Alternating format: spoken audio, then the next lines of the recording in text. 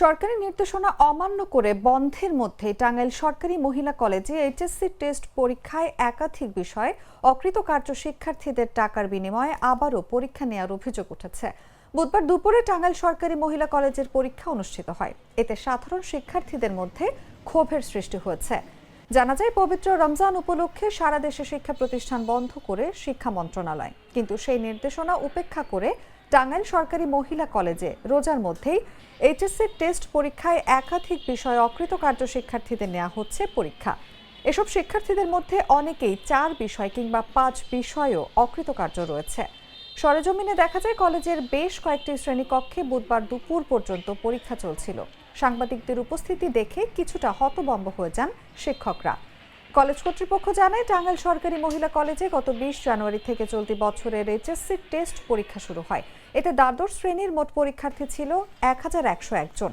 পরবর্তীতে 19 ফেব্রুয়ারি এর ফলাফল ঘোষণা করা হয়। এতে করে 491 জন শিক্ষার্থী ফেল করে। এদের বেশিরভাগ শিক্ষার্থী ইংরেজি, আইসিটি, ফিজিক্স, কেমিস্ট্রি বিষয়ে অকৃতকার্য হয়েছে। কলেজের একটি সূত্র জানায়, অকৃতকার্য এসব শিক্ষার্থীদের কাছ থেকে মোটা অঙ্কের টাকার বিনিময়ে পরীক্ষা নেওয়া হয়েছে। 1000 এইভাবেই তো মানে সুমনা করলে আপনারা কয় সাবজেক্টে টাকা দিয়েছেন? 2 সাবজেক্টে। টাকাটা কার কাছে দিয়েছেন? কোন স্যার? হ্যাঁ, মানে প্রশাসনিক না নিয়ন্ত্রক কক্ষ? নিয়ন্ত্রণ কক্ষ। মানে কি দাড়িওয়ালা টুপি পরাওনি? উনি মানে এটা কবে নিয়েছে টাকাটা? বুঝি নাই। নির্বাচনী পরীক্ষা শুরু হয়েছিল এবং আমাদের 20 জানুয়ারিতে পরীক্ষা শুরু হয়েছিল টেস্ট পরীক্ষা।